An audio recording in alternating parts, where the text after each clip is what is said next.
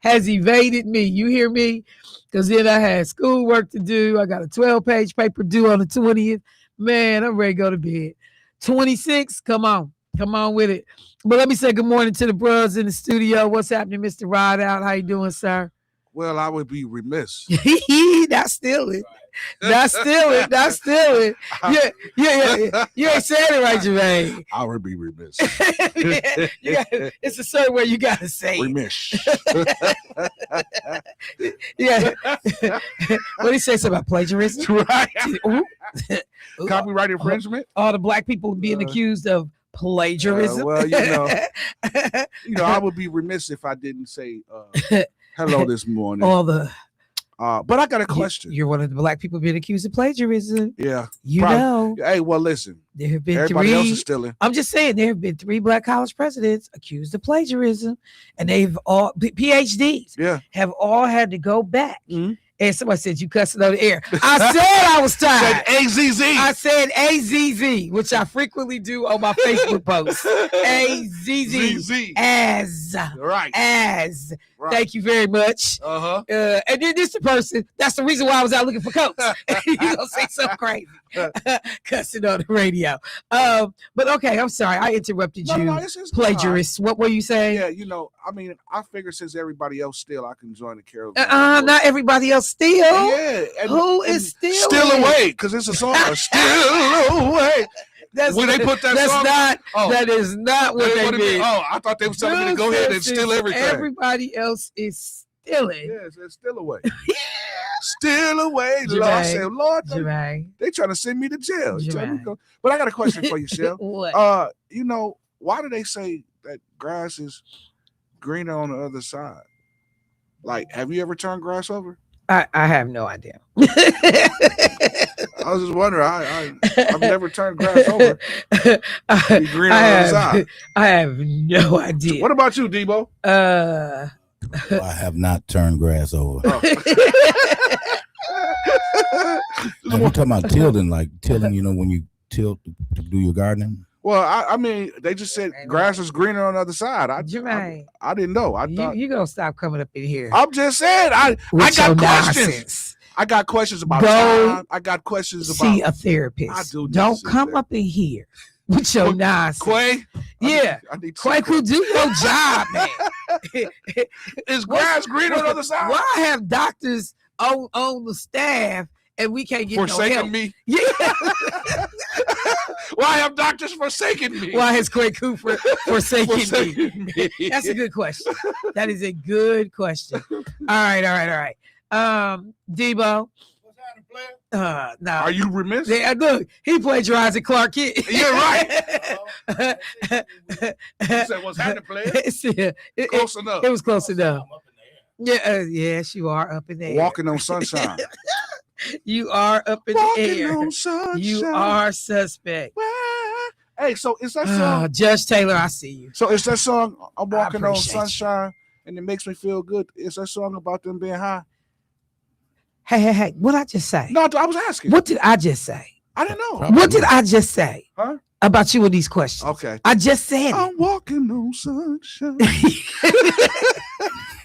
And it makes me feel good. I wish. Yeah, I think that's what it's about. You know what? Going out to the car. Okay. I'm going to have to ask Keith when he get here. Yeah. I think Keith be walking on sunshine too. Nah, he don't be walking on sunshine. he be on something, but it ain't sunshine. Death and gloom. Always got a tight face. No smile until he can mention a sports score. No, he don't be on sunshine. You can't be the head of Hater Nation and be on sunshine. Let's be clear. He be on something. But not sunshine.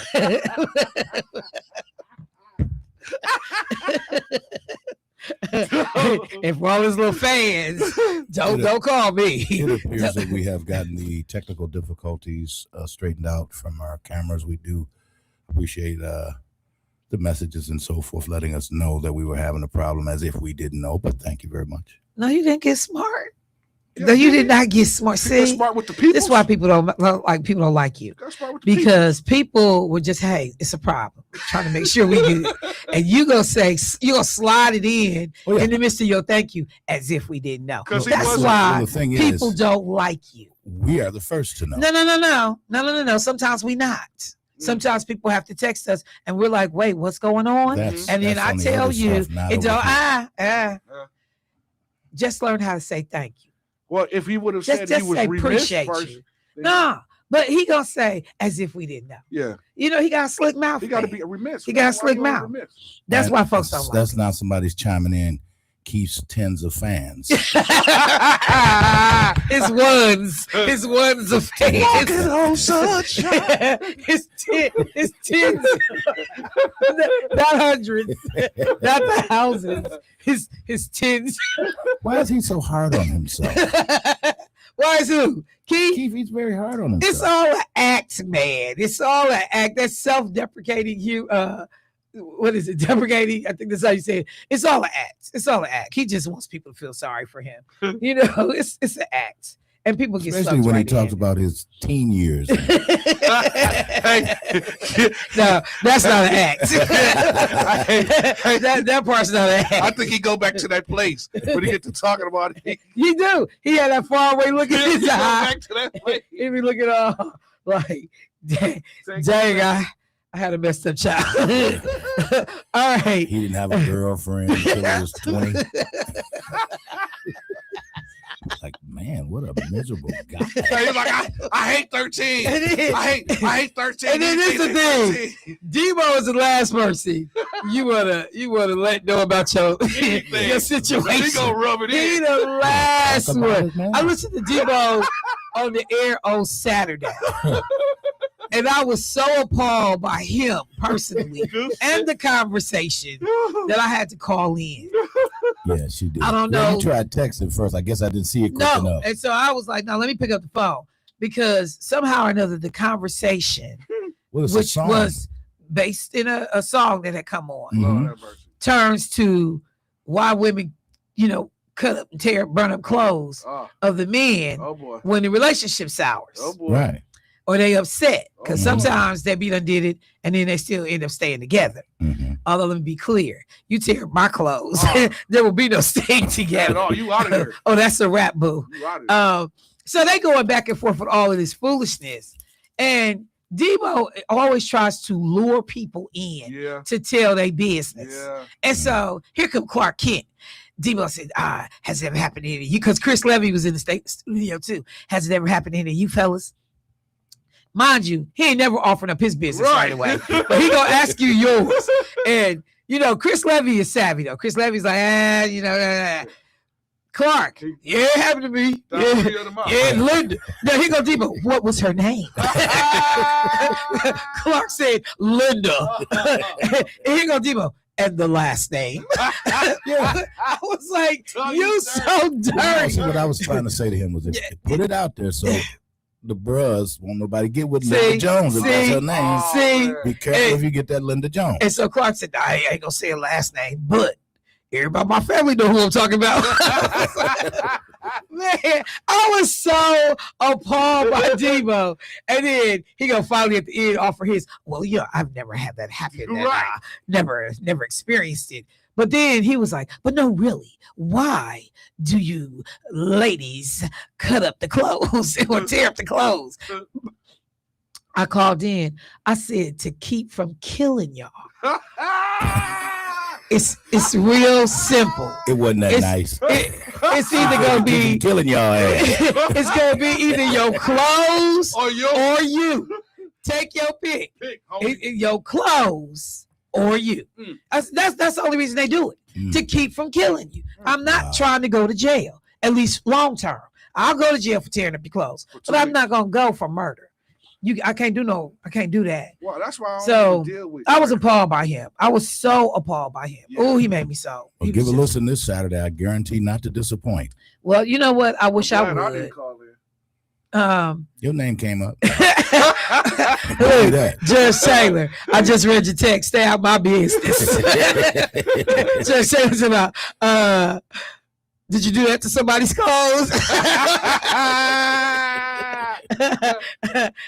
You know, I don't have no problem talking about me. I haven't done a lot, but I've done some things.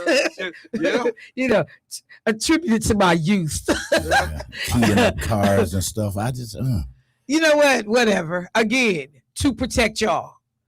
To protect y'all. That's why.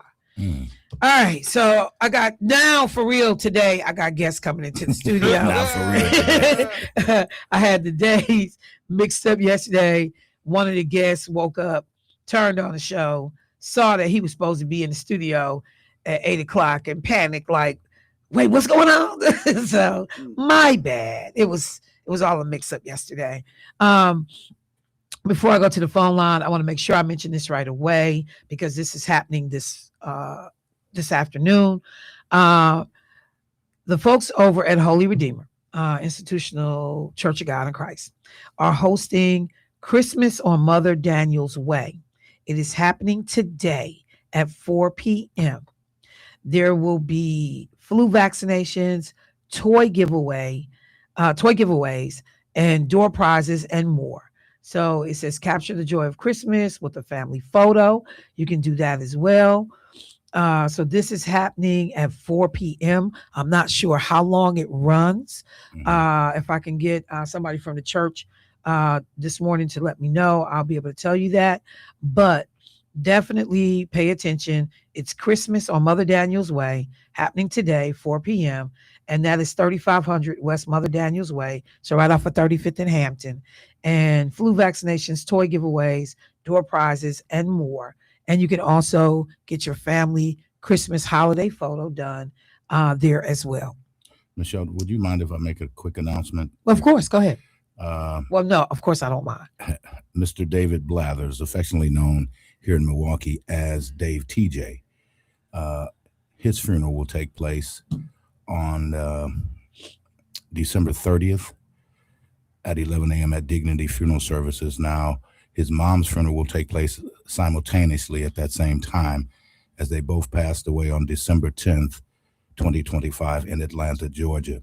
So again, they have been brought back to Milwaukee. The location of Dignity Funeral Services is located at 6709 West Capitol Drive here in the city of Milwaukee. The interment will take place at Graceland Cemetery. So again, for those that didn't know, Dave TJ, legendary DJ here at WNOV for many a year before moving to Atlanta, along with his mother, passed away. They found them both deceased within their home. What? Yeah, we announced it last week. I thought you. Yeah, that's No, I didn't hear that. Yeah. That's crazy. What? So was there any type of? Well, Dave had been suffering from heart disease of some sort, and he was the caregiver for his mom, who was bedridden. So again, you can come up to your own conclusions as to what you come up with, but there was no foul play or anything like that. They both just transitioned. Man, that's crazy. I'm sorry to hear that. Okay, thank you for making that announcement. That is crazy. Ooh, okay. All right. Let me take this call real quick. Hey, caller, what's happening? Good morning, Michelle. Hey, how you doing this morning, Angela? I'm blessed. How are you? I'm good. I'm tired, but I'm good.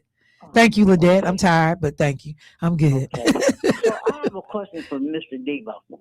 Mr. Debo, Yes. I didn't hear your thing Saturday, but so now, just recently, a personal friend of mine that is no longer in my life said something that really hurted my heart because my mother's deceased. So, do you think I should have cut his throat at that time when he said what he said about my Angela, mom? what are you asking me? God, Because no. you said, do the women cut up the man's clothes? So I'm asking you, do you think I should have cut his throat instead Why of would his throat? Angela? Oh, geez. Murder was the case that they gave him. Jesus. We got a hood conversation. Military. Angela. Gee. Well, listen, but No. what he said to me, Michelle, if I could really say what he, But still, Angela, we not killing people for their I words. just want to ask Mr. Debo, should I have killed him when he said what he said about my grandma? No, What my Angela. dad did? No, Angela. Let me make this unequivocally No, clear. Angela. No, you should not have killed him. Okay. We do not advocate for that. You know what? Burn his clothes up.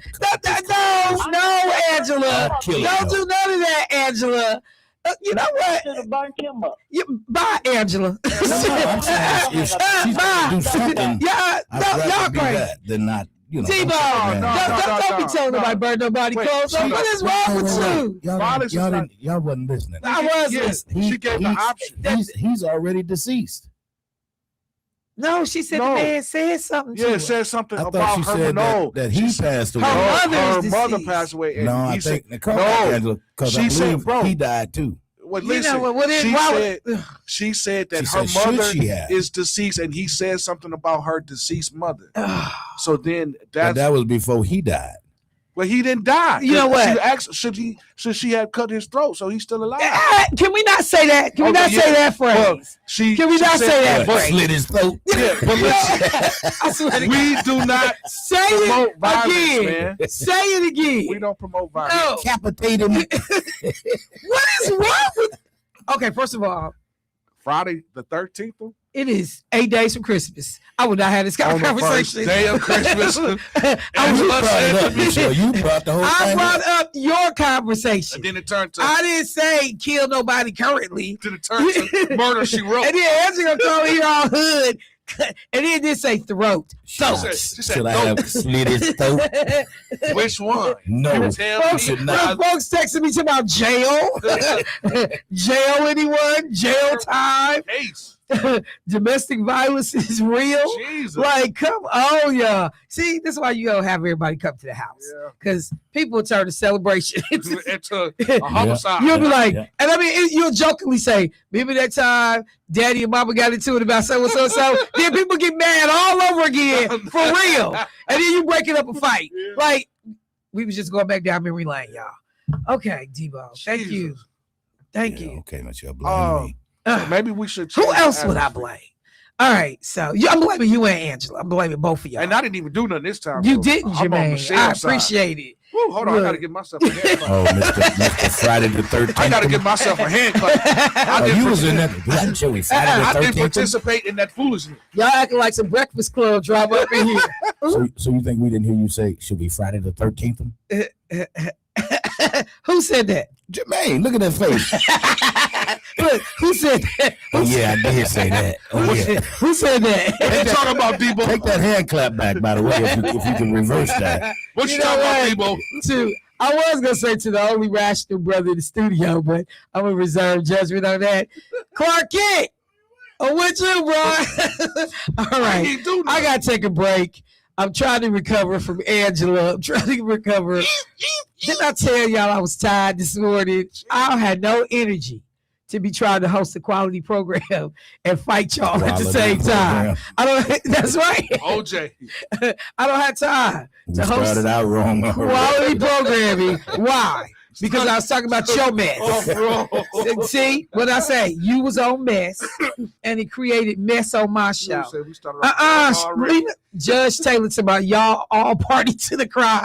we gonna get her. Wait a minute. But Wait Judge a Hurd minute. said we don't have a case for that. No, don't do it. You tell us to burn his clothes Hey, instead. rather than to kill him. You know what? I'll tell you what. Judge Taylor, you better be clear. I ain't say nothing. Hey, Judge, I'm turning state. I'm telling you now. You I'm turning state. I'm telling on everybody. Did you say something about Friday the 13th? What Yep. you talking about? We've been there. What you talking about? Look, for the folks that tuned in this morning hoping for, adults, No, you ain't gonna get it. intellectual You stimulation, ain't gonna get conversation. That's probably not going to happen between now and Christmas. So y'all might want to tune in to Keith Show. Oh, wait. Nah, you ain't gonna get it there Two is the either. lowliest number. I will take a break, regroup, come back with some substantive conversation. I'm going to earn my money this morning. Oh, wait. And we got to meet with station management. Oh, yeah. Get it together now. We Okay, all, I got to clean up what I'm doing. we all This gonna is be- Michelle Bryan, WNOV, 860 AM, 106.5 FM. We'll be right back. You went to break. Good. I thought I was going to ask you a question. No. What do the lonely do? at Christmas. We spend time with ourselves. Bye, man. We're going to break.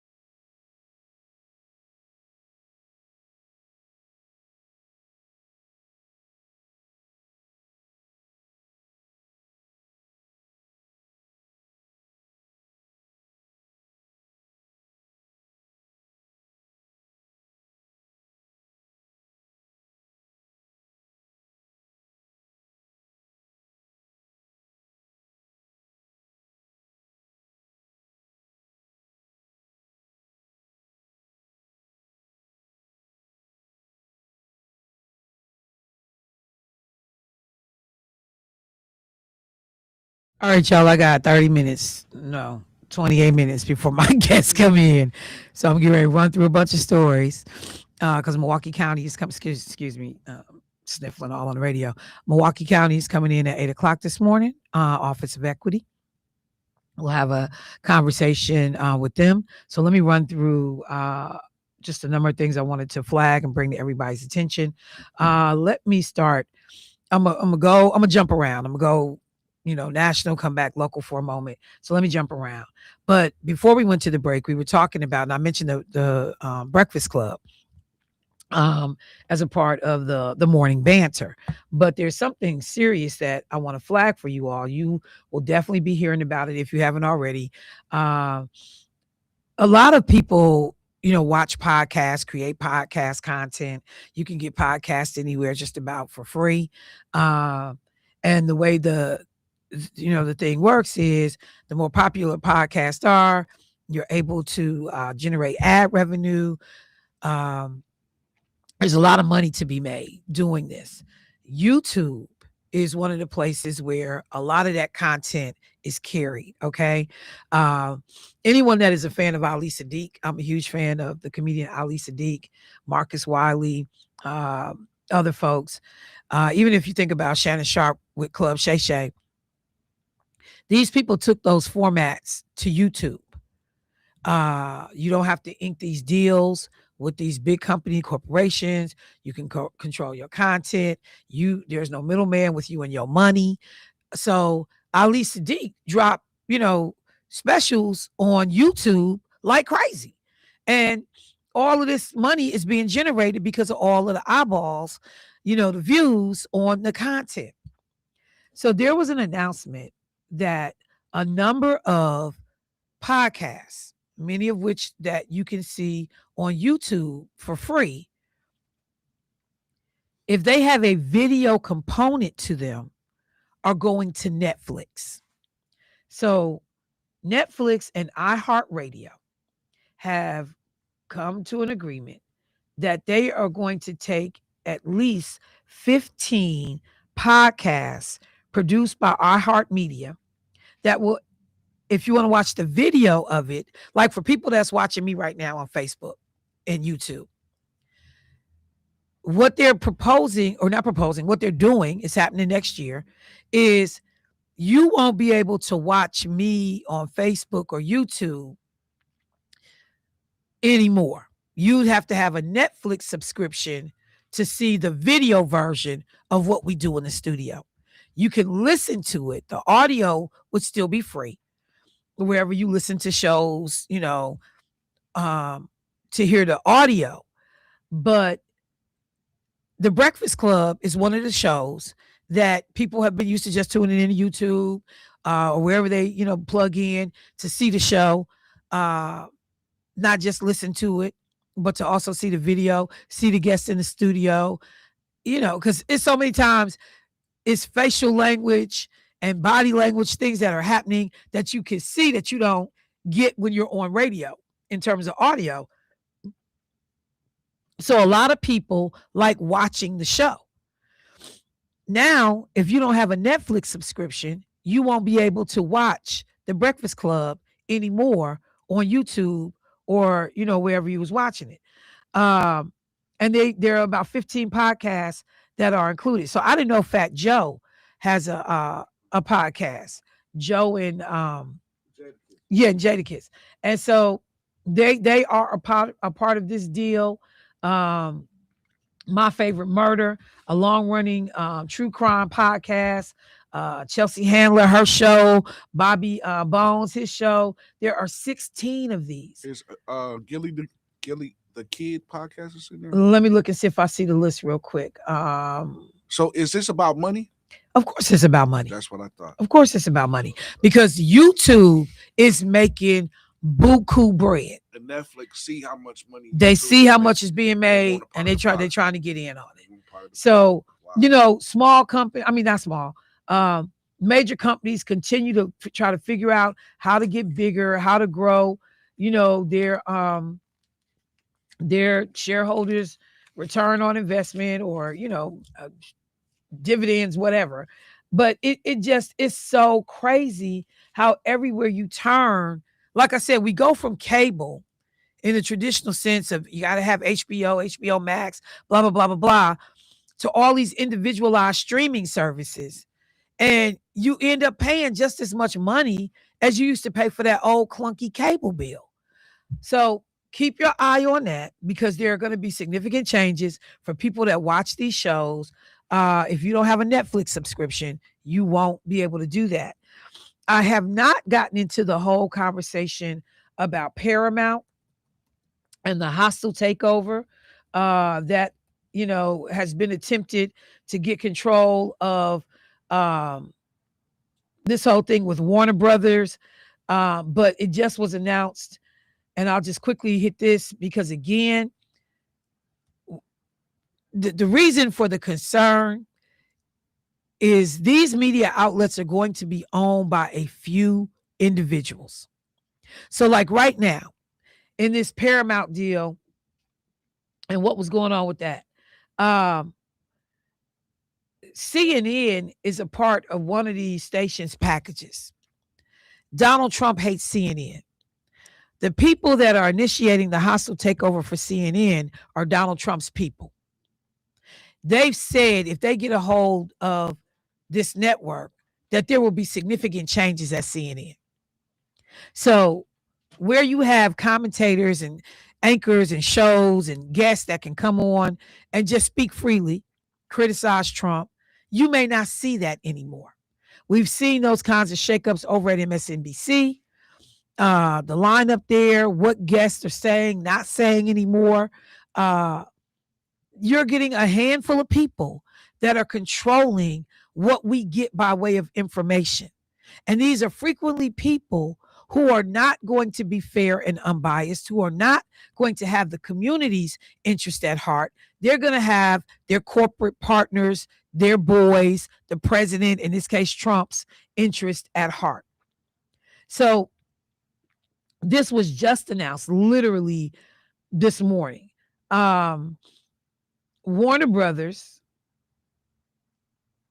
Discovery is poised to tell shareholders to reject Paramount's $108 billion hostile bid, clearing the way for Netflix to proceed with its buyout of the Hollywood Film and TV Group. So what did I just say? Netflix partnering with iHeartMedia to get a hold of highly sought after podcasts. Netflix is also trying to get a hold of Warner Brothers Discovery. The board could announce a decision as early as this morning after Paramount Skydance, run by David Ellison and bankrolled by his billionaire father, Larry, who founded Oracle. Remember, these are Trump's people that are trying to get control of Warner Brothers Discovery, which owns CNN. Went directly to shareholders with its rival offer almost 2 weeks ago. So they didn't, Paramount, Skydance, again, who's run by David Ellison and bankrolled by his rich daddy, Larry, they bypassed the company and went straight to the shareholders for this hostile takeover bid. Netflix had won the auction for the studio and streaming company with an $82.7 billion bid a few days earlier. So they bypassed Netflix, who wins the auction, to be able to purchase this outlet. Taking control of prize assets, including Harry Potter. And so this is what's owned under Warner Brothers Discovery. The whole Harry Potter and DC Comics superhero film franchises. HBO, Game of Thrones, The White Lotus, and Succession. All of those shows under that franchise. The streaming company's deal does not cover the cable channels, such as CNN, TBS, TNT, which are set to be spun off into a separate company next year. Despite Paramount tabling a higher all-cash offer to take over all of Warner Brothers' assets, the Financial Times just reported that the board had less confidence in it because it is backed by the Ellison Family Trust. which is worth close to $250 billion, rather than personally by Larry Ellison. So they may have done the deal because it's an all cash offer and you coming in way higher than what's on the table. So Warner Brothers is expected to focus on 4 central criticisms of Paramount's offer, to get out from up under this. But just make no mistake, these people are trying to get control of information. When you start talking about dictatorships, when you start talking about loss of democracy, if you can control the information that people have access to, if you get to decide and be the purveyor of what people will learn and have information about, you control the game. If you control the narrative, you win in the game. And that's what these people are trying to do. They are trying to shut down any voices that don't line up with them. We've seen Trump do it in the way he runs the government. This piece that's out in Vanity Fair that got the whole country on buzz today for folks that pay attention to this kind of stuff. Trump's chief of staff has provided a whole bunch of insight and basically said the quiet part out loud. When I tell you, I'm not going to spend a whole bunch of time on what the chief of staff has said, because I think that, there are no surprises there. A lot of the things that we suspect. She has said that basically this is not about drug trafficking in Venezuela. It's about regime change, getting Maduro to fold. And she says it explicitly that this is about him crying uncle. She talks about J.D. Vance, and they asked the question, so why do you think J.D. Vance went from saying Donald Trump was basically, like Hitler and the scourge of the earth and blah, blah, blah? She basically says politics. So Susie Wiles, in this Vanity Fair piece, everybody's chatting about it. Donald Trump said they call her the Ice Maiden. Think about that. They call this woman the Ice Maiden. But if you look around the room, there's a photo that they took, just lily white, outside of Marco Rubio and whatever the hell Kash Patel be doing with his crazy self. The rooms are predominantly white. And that's how they want them. They want to go back to the 1940s in this country, the 1920s, 1930s, in which the only faces in power are white, and white of a certain ilk, not just any white folks to do, but you got to believe a certain thing, kiss the ring, be loyal to Trump. And if you're Hispanic and Latino and you want to claim white, you want to check that box and you want to, act white and do all of the stuff that they need you to do, then okay, you could possibly come to the table too. But we are in a time, I was thinking about this last night. I talk about Reconstruction, okay? And then after Reconstruction, that 12-year period after slavery ended, in which there was an attempt made by the nation to do better. Not everybody, but the people that could pull levers of power, provide access, change the playing field, not level it, but change it. They were committed to try to do things better. And what did I say yesterday? After 12 years, it was white boys and girls sitting around, really white boys sitting around like, nah, I don't like none of this. I don't want to see none of these black folks in Congress. I don't want them having power. I don't want them thinking they equal to me. I liked it better when they was barefoot and on them plantations picking that cotton. So they did everything that they could to roll back all of the gains made during Reconstruction. They created the black codes. So we go from Reconstruction to the black codes. Black codes is before we get to Jim Crow. And during the black codes, that's when you start getting these, rules about black people couldn't stand around on the corner or, couldn't be outside gathered because that looks like you were loitering. If you couldn't prove you had a job, you could be arrested. like all of this different kinds of nonsense that began to substitute basically for slavery. If you look at what the Trump administration and many of the folks around him are doing, they are going through their own version of creating the black codes. Restrictive laws, restrictive policies, restrictive practices, much like those that were done by Southern states after the Civil War, to isolate black people, to push them out. That's what the Trump administration is doing right now, their own version of the black codes. So you don't see black folks working in the White House. You don't see black folks really. Has anybody seen the HUD secretary? Have you seen him? Has anybody? Because that's the only black person that works in the Trump administration in terms of a secretary, head, a cabinet member. That's the only person. Scott Turner. Have you seen him? Do you see him in the room when meetings are happening? You don't. I was talking about this, I think, before we went on the air, that there have been black presidents of universities that are being challenged by white folks on staff. You're saying that you plagiarized your PhD. I mean your dissertation to earn your PhD. That now none of these black university presidents are smart enough to be presidents of these universities. That all of y'all got flawed work. We're not going to allow anything that has to do with black or diversity to be mentioned on a college campus. If you get public money, we're stripping those dollars if you don't bend and do what we say. We are going through a modern day black code period. That's what's happening. Let me go to the phone line. Hey, caller, what's happening?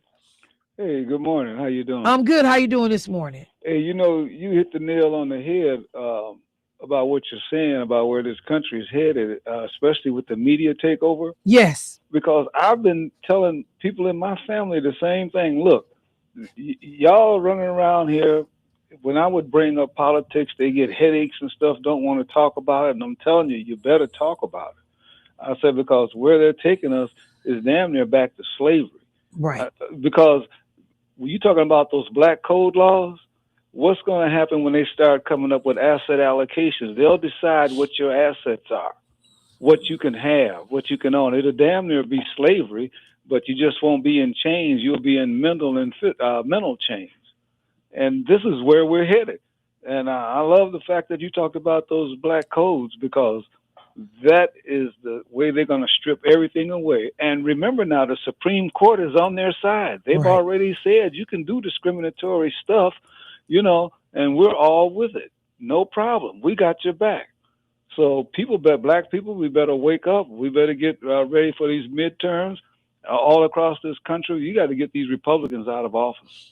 You got to get them out, because with the media takeover, man, you can see it. It's just sitting right here in front of our face. I see it, and I hope everybody else can see it with me. Thank you. All right, thank you.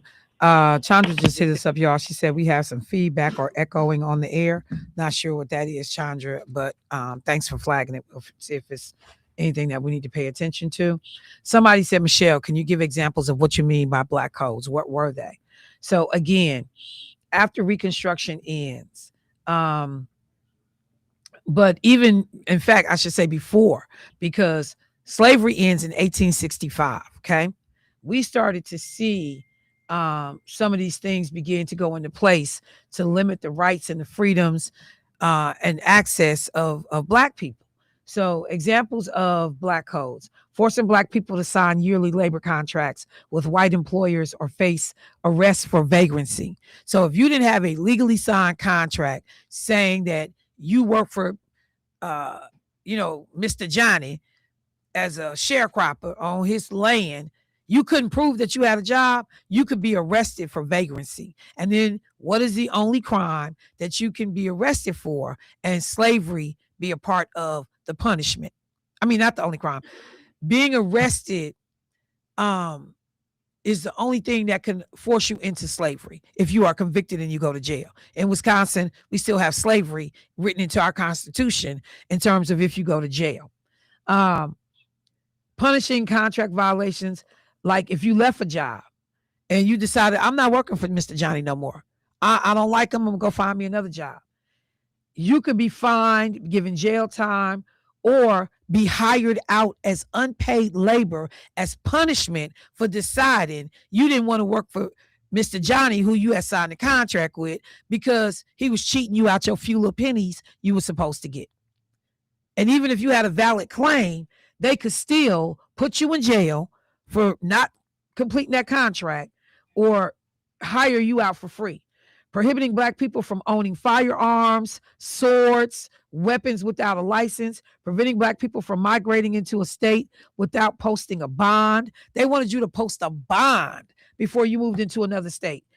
Restricting occupations to farming or domestic service unless a special tax was paid. So there at one time were Black codes that said Black people could only work as domestics or on farmland unless you paid a tax to be able to do something else.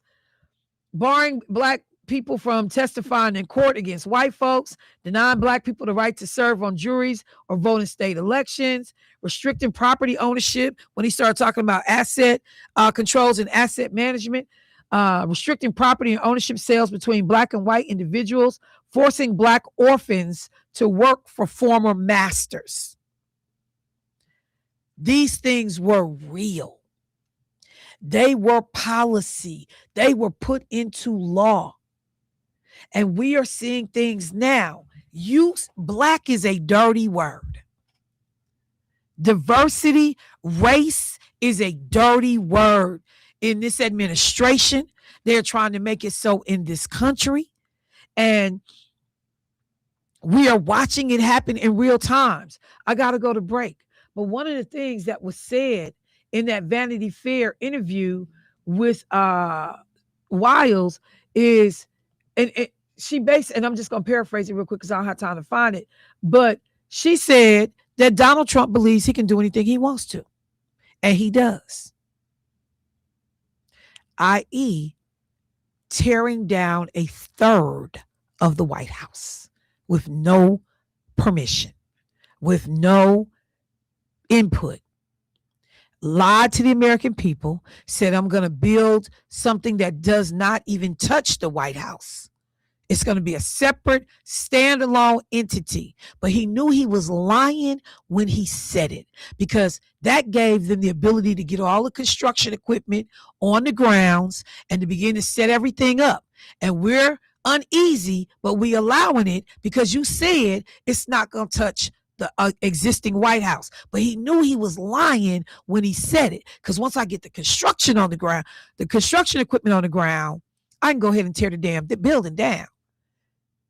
Do it first and ask for forgiveness later. Except with this clown, there ain't even no asking for forgiveness. I got to take a break. I'll be right back.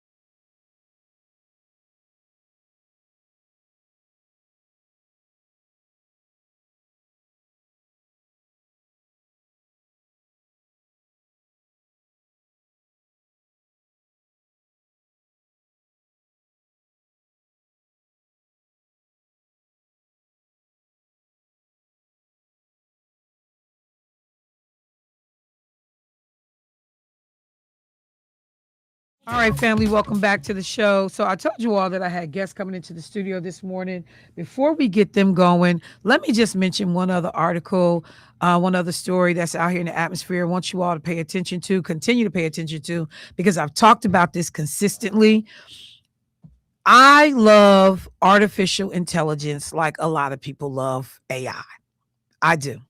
You can use it for so many things. It cuts down your workload significantly because of its capabilities. But remember, as I've talked about before, it takes hundreds and in some cases thousands of computers to run these AI applications, okay? And when you put in a search on any of these different sites, ChatGPT, U.com, just any of these different sites. And they can spit back what you wanted in 60 seconds, usually, or less. You realize the speed at which this thing is working. I talked about that many of the AI plants, the plants are literally these huge properties that store hundreds, if not thousands, of computing processing systems are being located near communities of color, Black communities in particular, because right now we do not know the environmental impact of what is happening by way of having all of this in a community. So now another unintended consequence, or intended, if you will, what's happening, girl? Consequence is that the electric bills are going through the roof.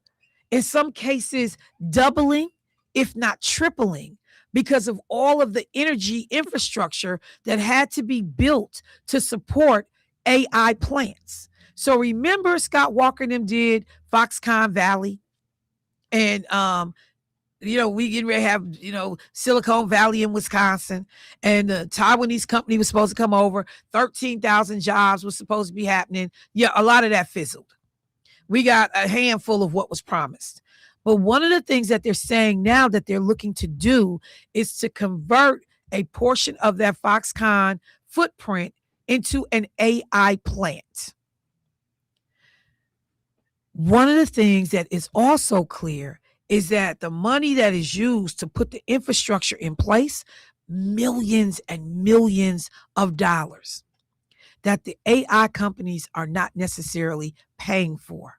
It's being transferred on to local utility users. So I'm not getting ready to work at Foxconn Valley, fake AI. I'm not getting ready to benefit necessarily from what you're putting in. So the amount of water and electricity that is being used, these companies are not paying their fair share. There are now congressional hearings getting ready to take place because this is impacting everybody. And so folks are like, how is my utility bill 100% higher than it was this time a year ago? What changed? You realize that an AI plant or the infrastructure for an AI company is coming into place. Once again, this is a word or phrases that we have not used enough in our community to talk about environmental justice. Environmental justice. But the arguments that we had when Senator Taylor was in office and they were putting in cell towers and they were attaching them to existing infrastructure. And I told you all that they started these projects in Illinois, in suburban communities, and the white folks in the suburban communities said, hold on. Because we are starting to see our kids come up with inexplicable medical situations. We don't know how all of this wire and this technology over our head is potentially impacting our community. They were able to halt it. When we think about what's going on, just like when they built the freeways and they ran them through Black neighborhoods, not because it was the most expedient route, because we were the most expedient people to be disposed of. It was easier to get rid of our homes, our businesses, because who was going to raise hell on our behalf? Nobody but us. So they talked about there were more efficient ways to run interstate systems. But you would have had to take white houses, white property, destroy white businesses. They was like, no, we're not going to do that. So they went through black neighborhoods. And there is not a city that you can travel in the United States, primarily, in which you can't tell that at one time, this was a black community that the interstate has now bulldozed and run through. So I'm getting ready to transition over to our other conversation in relationship to the Office of Equity, how key that word is. Because when we talk about environmental justice, climate justice, social justice, justice basically is another word for equity. That's another word for equity. So I'm gonna take a quick, do I need to take a break? Am I good? I can roll on to my conversation. All right. So I just want to say that for people too, that justice is another way of saying equity. We're going to make sure that these neighborhoods are safe, that we are doing stuff in these black neighborhoods that we would do in any other neighborhood. And so to that ends, let me welcome one of my favorite people and the county, Milwaukee County, to the room, to the table. Good morning, ladies. How y'all doing this morning? Pull that mic up by you, Gevon, so we can make sure you are able to communicate. All right. Good morning. Good morning. Good morning. What's happening, Sumayah? How are you this morning? Good. You saw me sneaking in here this morning. Yeah, they saw you on camera. I know. They saw you on camera walking up in the building. So first of all, remind people we do, and one of the things that with the Quality Administration, there was a commitment to make sure that there was a monthly ongoing presence on WNOV. So we have had all kinds of folks come in over the last year since this partnership started. And we've learned about so many different programs, opportunities, issues, ways to be engaged, to have a voice that we otherwise may not have known about or missed. It's been brought directly to the studio. And Sumayah, you have been at the forefront of helping lead a lot of these discussions and conversations. I want to thank my Sarah, Ms. Jackie Zeladon, who's in the building. Always got to shout out my girl. So let me do this. Because this is my first time having Gevon in the studio. So we'll make sure we meet this sister, find out her roles. Sumayah, do me a favor though. For people, and I'm blown away. We are getting listeners that are expanding all over the country and quite frankly, the world in some of the different things that we've had happening. So there may be folks like, okay, look now, I don't know what's going on with the Office of Equity. What is that about? So remind people the goal or purpose of the Office of Equity and either how long that's been around or whatever background information folks should have. Absolutely. So good morning, everyone. Thanks again for having us here. This, as you said, it's been a fantastic partnership this year, and we hope to continue it in the future, right? For 2026 as it rolls in. And so, that's my boss back there. Like, yes, ma'am, say, oh yeah, gonna happen. Yeah.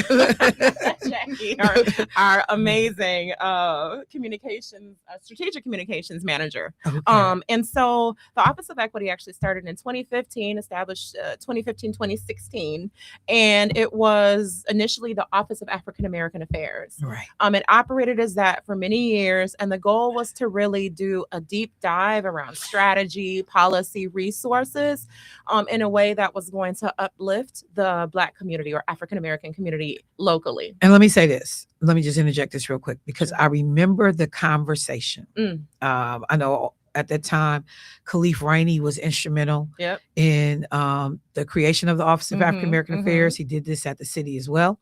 And, people were very, very proud that we had a governmental entity that was saying we are committed to looking at how to make life better, or to address systemic issues, I should say that way, for the African American community. So when that name change first got proposed, there was all kind of smoke about it. And I was not somebody that was necessarily thrilled about the name change. I started trying to ask questions like, why are we doing this?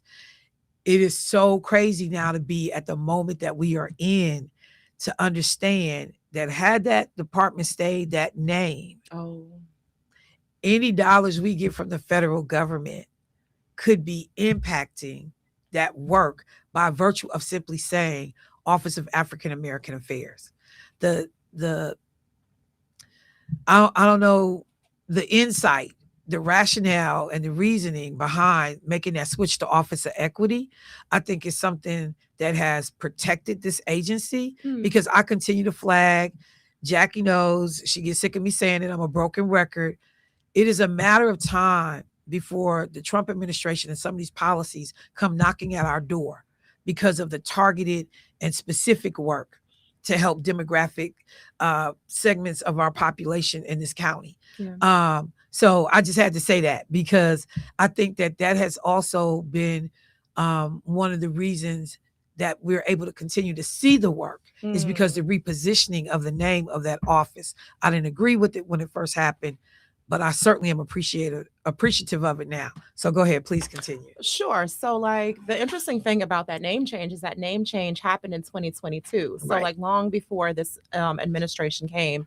And I think it was because of the current administration was saying, yes, we want to uplift, we want to honor, we want to acknowledge the circumstances in the Black community. And we want to look at other dimensions of a person's identity where there's also oppression.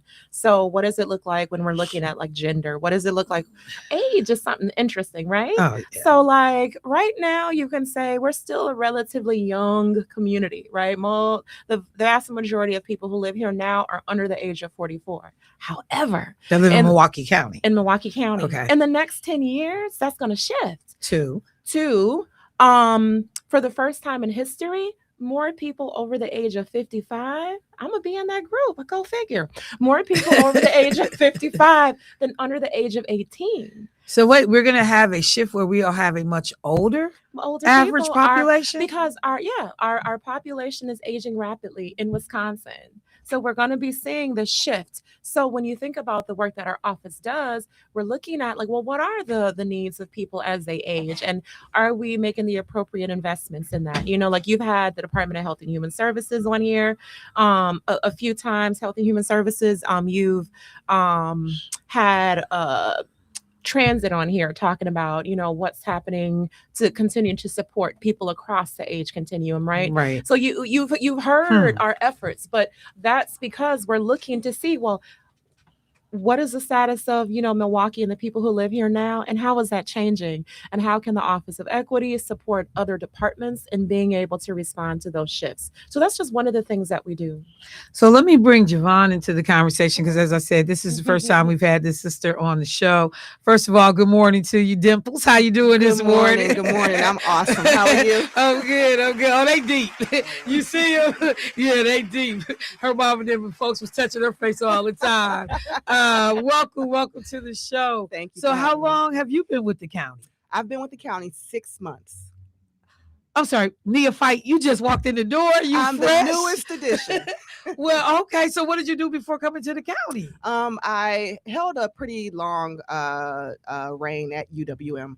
I was the program manager, so I worked in education. Okay, all right. And so your role with the county now is what?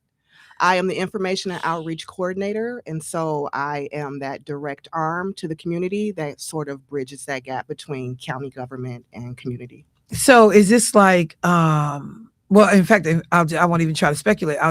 Can you give us examples like of what that would mean then? Yeah, so it's just really going out and interfacing with the residents, with community members, but also with those organizations that are interfacing with the community, and being able to provide resources, access to resources that they normally probably wouldn't have access to. Okay. So look, so then let's begin to tie some of these lines together, because as I said, we've had a number of guests, and we actually have had some fan favorites of department heads, you know, liaisons that have come through. I even go back to when Keon was here and found out, you know, the rap music leanings of one of your colleagues, and we had a whole moment in the studio that made it, you know, it went viral.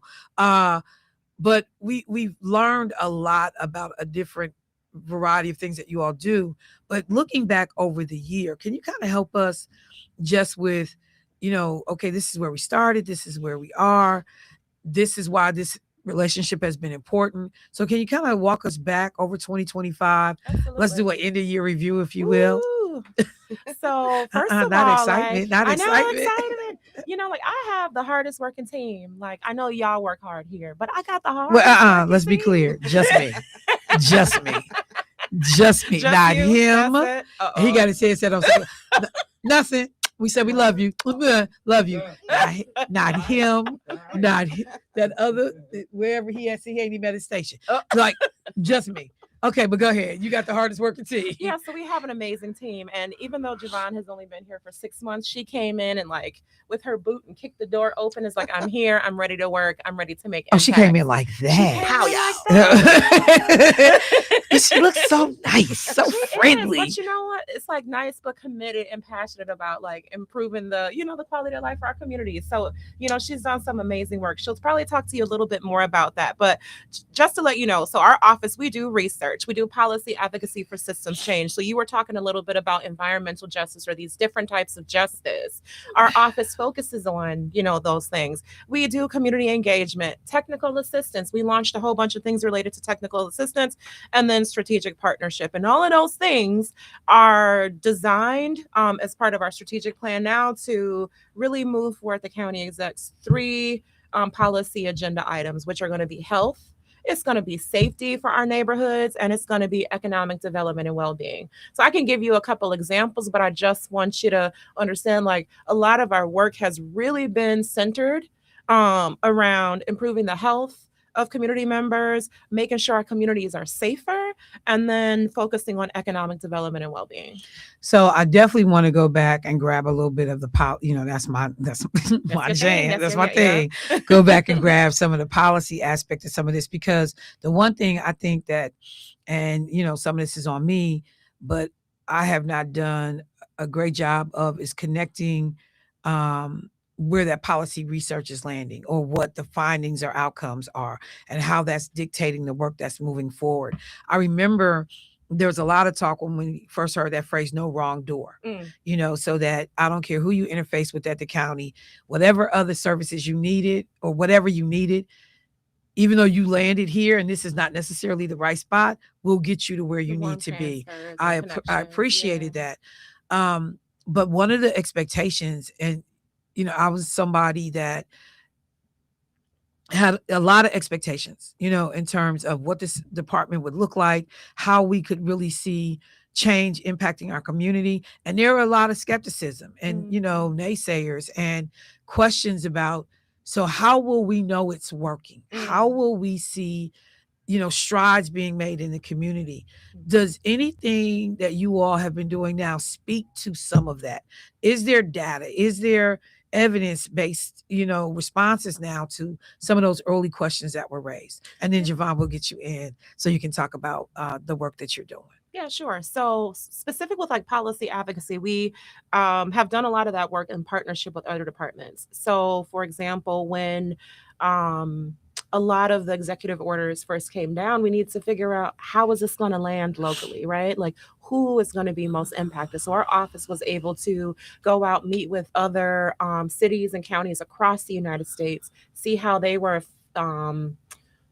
navigating these changes, and then see what do we need to do in Milwaukee. So we were able to provide like direct technical assistance and advising around what these executive orders were going to look like for Milwaukee. So just being able to work with national folks to be able to see what it looks like. I think that's so when really you say important. Provide technical assistance, so who is that provided to? Like to your department agency heads? Department agency heads, even to other community organizations will reach out to us to see how they might be able to navigate. Maybe it's a funding cut. Maybe there's some sort of change related to like a population that they serve and how they might be able to continue to serve them considering these changes, right? So like those are the types of things that we've been able to do as one example. All right, so Gevon, let me bring you into this conversation. So sure. You're here, yes. You made your presence known. I'm ready to get to work. I'm gonna take one quick break, but before we go, let me just set it up for you to talk about what that has looked like in terms of programming aspects, your outreach, your touches on the community, so folks understand what the impact has been so far. Absolutely. All right, family, let me do this. Michelle Bryan, WNOV, 860 AM, 106.5 FM. We are doing basically the equivalent of a year-end review. Milwaukee County Office of Equity in the building. We're going to talk about if the needle has been moved and what it looks like for 2026. Be right back, y'all.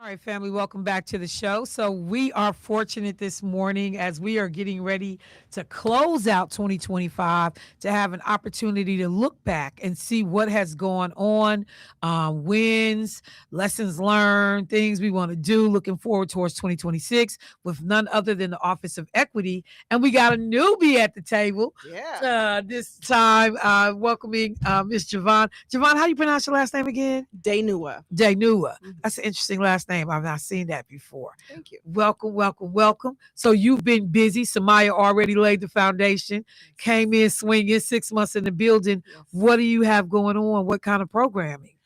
So we have a ton of programming going on. So first of all, when I came in, one of the things that I wanted to do as the information and outreach coordinator was to really look at our strategic goals within the Office of Equity, how they align with the overall county's overall vision and goals, and then kind of laying that foundation of the different metrics that we want to capture. And some of those things involved engagement, the types of engagement that we were doing, the different types of sponsorships, who we were sponsoring, who was requesting sponsorship, and just our overall impact, our numbers, the zip codes, the demographics, the amount of people reached, the number of events, and then that sort of impact. And so all of that we kind of entered into a larger database. We have a really robust system. And so now we have a lot of data to kind of gauge and share and help us strategize in the future.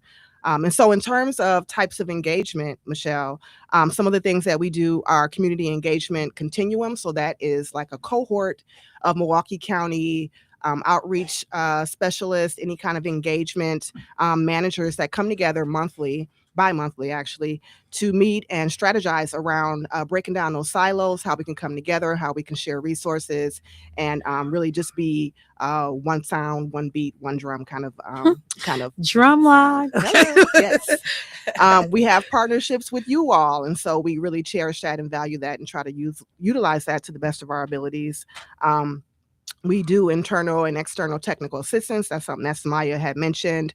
We're at community fairs, ethnic festivals, educational conferences and workshops. We just put on 2 community engagement trainings this year. We have 4 more coming in 2026. That is something that we offer across departments in the county, but also to community organizations to come and just kind of develop their own community engagement plan to be able to implement and execute that so that they're using best practices when it comes to engaging communities. So hold on for a second. So you actually brought in partner organizations or departments to be able to come in and learn how to do community engagement planning. Alongside, is that what I heard? Yes, okay. Alongside community members as well. So together in one room. And it's really a interesting community of learning that takes place, and a lot of networking and sharing that takes place. It's important too, because I don't know how many times I've had to say, particularly connected to other organizations that I'm with, you do great work, but ain't nobody knows. You host events with tons of information that you have, panelists, but you have not done a good enough job in connecting with the community so that they know that these things are being offered. Yeah. So it was like this kind of vicious cycle. And then you begin to jeopardize funding and programming, because I can't justify you putting on programs that have 6 people at them. Right. And most people say, well, we reached the ones we was meant to reach. And that was 6 more people that know today that didn't know tomorrow. Yeah, but I gave you $25,000. Yeah. So there, can I add to yes. that? So one of the other things that we think is really important, and all of the examples that Gevon has given are really related to our commitment to transparency, right? Like, we believe that as a part of good government, you have to be transparent. People need to be able to look and see what's happening. Can you send that memo to the White House for this? I'm sorry. Here it goes. But that's one of the values. Can I get an amen? That's one of the values that we really try to operate by. And so one of the things that's been like an interesting lesson learned, I think, is the importance of communicating with the community organization leaders how government is even set up.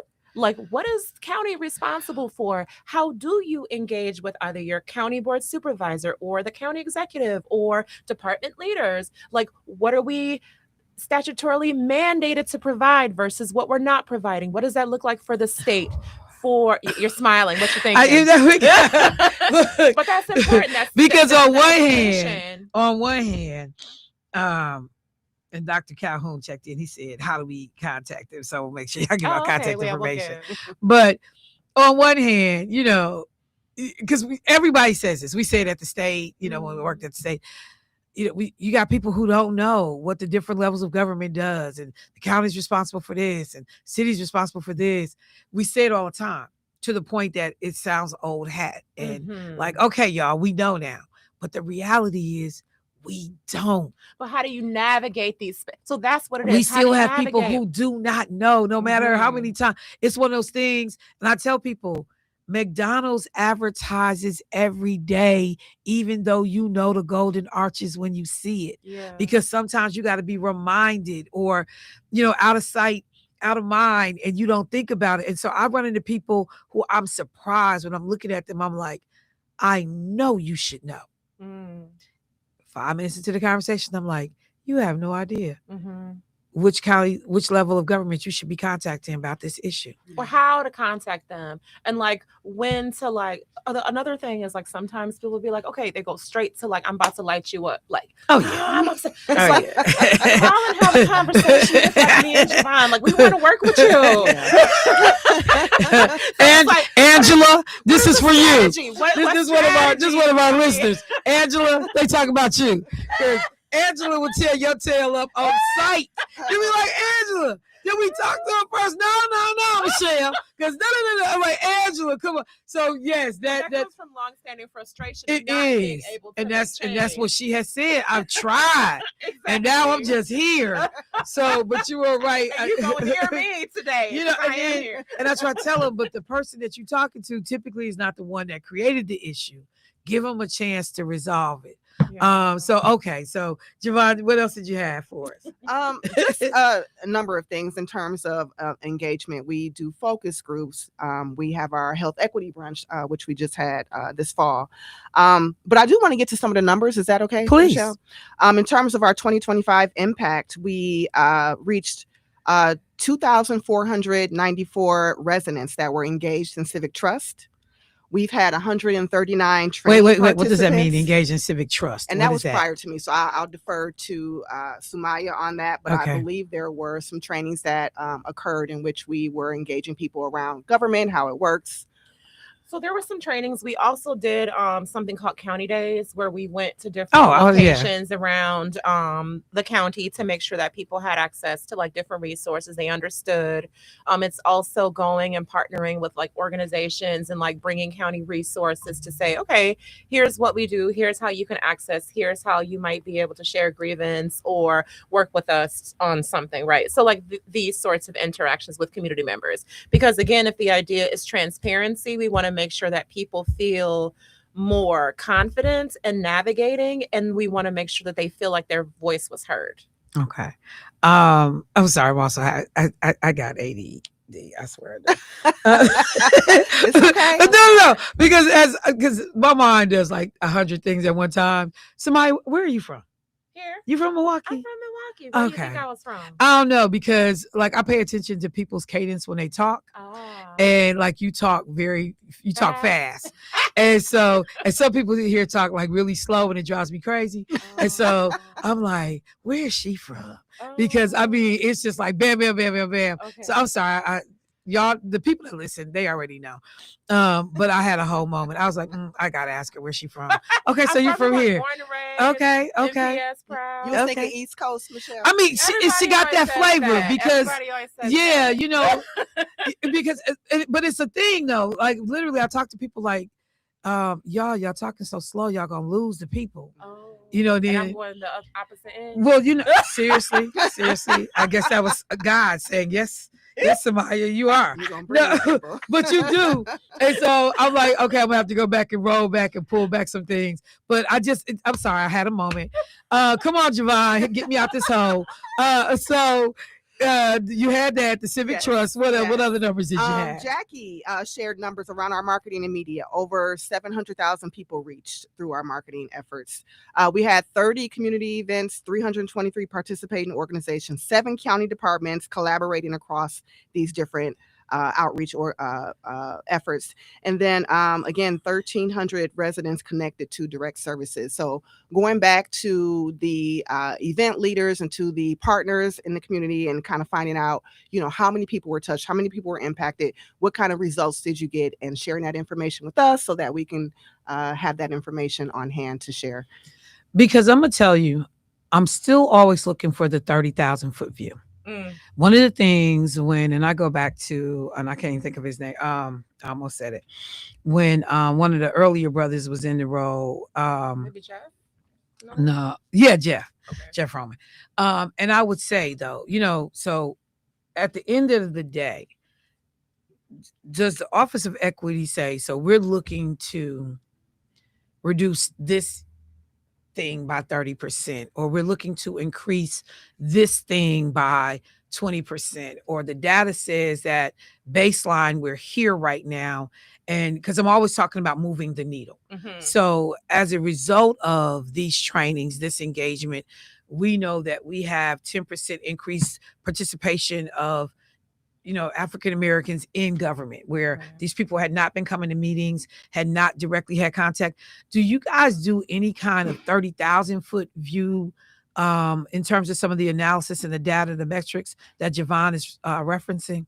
Yeah, we are. We are working with some partners now on some of the outcomes, what you're talking about with the metrics. 2 areas that we're really doing deep dives around are going to be language access for Milwaukee County, as well as we have an initiative called City Start, which is focused on the economic development and well-being, specifically for Black residents in Milwaukee. So right now we're actually collecting baseline data for that to be able to see where do we need to have more county investment, and how is that going to improve the quality of life through economic well-being for Milwaukee County.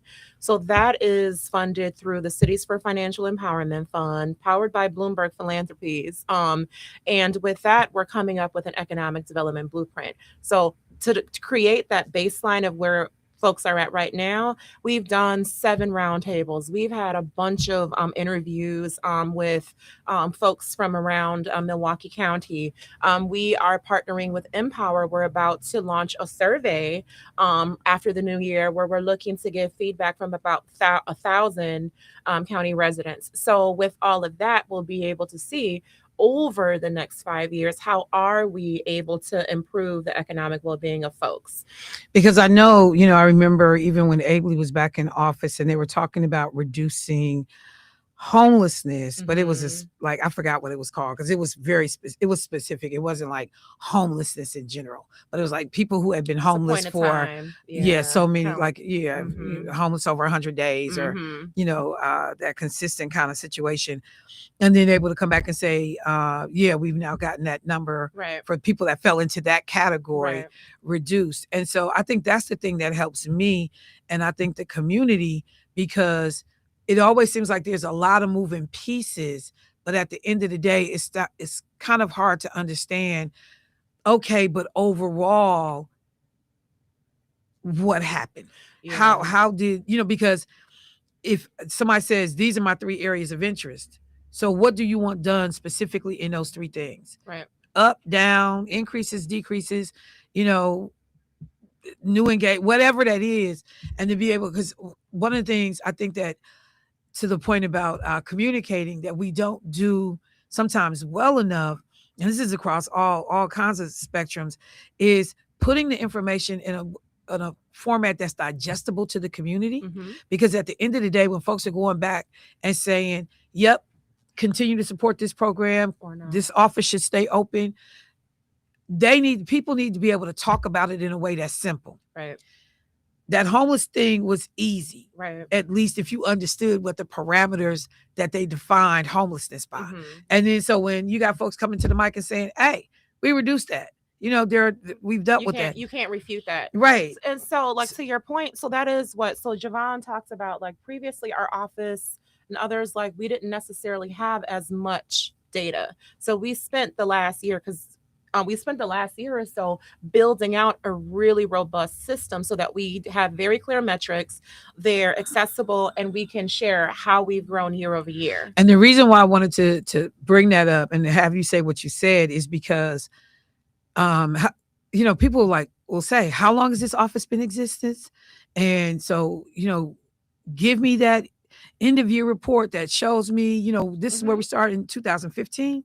And, but trying to get people to understand that you're forced with the situation where you were building the system while you were working the program. Yes. That literally the things that I need to be able to create that overview on some level were not either housed in one place where you could easily access this information to build out, that report.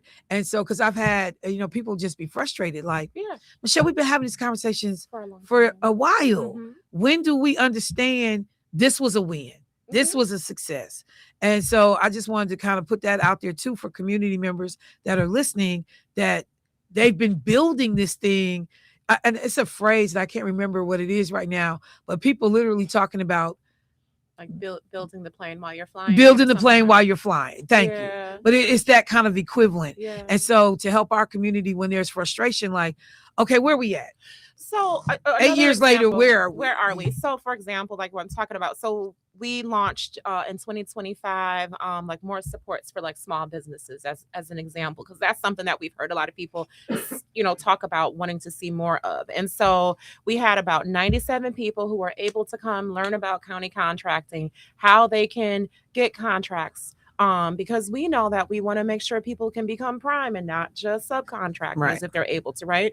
So like, what is the infrastructure that you need to be able to? But I will say this, because I know one person comes in my mind immediately when this conversation comes up later, to be able to find out. So of the 97, were we able to get anybody a contract? Were we able to? Because we have folks that'll say we got even signed up, to be on their supplier diversity list, and then have never been given a contract. So we did everything. You told us how to get them and said, hey, we are gonna, work with you guys, but then not a single contract has ever come our way.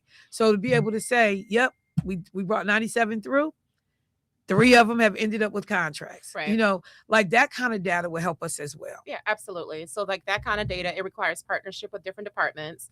It requires, so the answer is yes. We're building it with the City Start initiative to be able to talk about that. We're also looking at other data points, related to,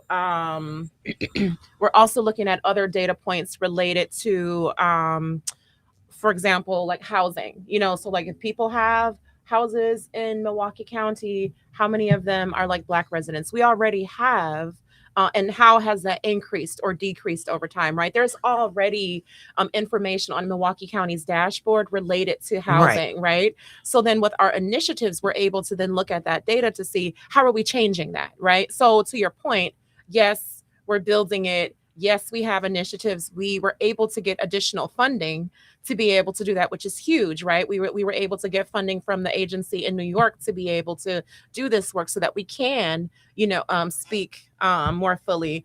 I'm like getting like little buzzes. Some of the things that we've been able to do internally, we've seen significant increases in diversity amongst county staff. Some departments, we've already seen that. In terms of, like their staff having good representation of who they serve. So for example, if I know that 60% of this population is Black that is served in this program, there's already some departments that might have close to maybe 50% of their staff who are working with that population that are reflecting that demographic, right? So like we've seen like a 400% increase in the number of like Black employees in Milwaukee County, right? That's been through partnership with our office, with human resources and other departments. And it's not even like we're not discriminating and only hiring by any means. It's being more intentional about where we're going out and communicating about opportunities for Milwaukee County, so that more people are aware of you widen the pool. Exactly. Yeah, we're widening the pool. We're yeah. not narrowing it and only targeting. We're widening the pool in terms of how we're communicating. So if Gevon is going out, she may also be sharing what are the opportunities available, to work in the county at that time, or, how can you get access to this? So that's just one example. Let me do this thing because we only got a couple minutes left. And again, Jackie has nodded. Hopefully everybody's in agreement that, we'll continue these conversations. But in terms of 2026, if there's some things that we should be on the lookout for that may be happening right away or just in general, what do you say about the year going forward? And I'm not sure, Gevon, if you want to weigh in or. Yeah, I mean, just a few things I know, and I'm speaking for Ricardo Hill. Ricardo Wynn is our community engagement manager. He has the community engagement planner, impact planner that he will be launching in 2026. So that's something to look out for. My predecessor was involved in the county days and really spearheaded that. And so I am looking to scale that up a bit and beef it up a bit and just see where we can bring community together around that. Again, we'll have more community engagement trainings in 2026, 4 to be exact. So you can look out in January for information about that. And as the information and outreach coordinator, I just must say, if there are organizations out there that are looking to have us come and be a part of, potentially sponsor an event, reach out to us. We're Milwaukee County Office of Equity. Online, you can go to the community engagement page. There is a technical assistance. Fill out that form. Holler at us. We'll holler back. Other things, language access. We're continuing with that. How do I holler at us? Right. So like, yeah, right. You just don't hear it every day. No. You gotta love it. You gotta love it. Talk about the connection to the community, right? So there's a lot of stuff. We're doing a lot more work with small businesses. So being able to, we just contracted with someone to allow us to work with 60 small businesses so they can come up with sustainability plans. Okay. So if they're not able to access funding from whatever sources, maybe they've gotten reductions in funding, we're able to support them in being able to get additional funding. So there'll be, data coming back from that as a result of this work, how many people were able to sustain or increase, funding, so that, because we don't want to see businesses go away, right? So that's one of the things that we're going to be doing for 26. So sustainability planning, continued conversations around community outreach and education, continued work around language access to make sure that if almost 25% of the people in Milwaukee County have limited English proficiency. So let me do this then, because we're going to continue the conversations. Provide contact information. Dr. Calhoun, I didn't forget you. We'll wrap this session and then we'll look forward to January. Coming back. Sounds good. So how do folks reach out to you all? Go for it. Milwaukee County. I don't know, Jackie, if there's a website that you want to. Oh, yeah. I can even share. I could have shared that. Don't email me. Yeah, don't even. So I didn't put it in the notes. I apologize. But our website do your job. Our website is county.milwaukee.gov/equity. So county.milwaukee.gov/equity.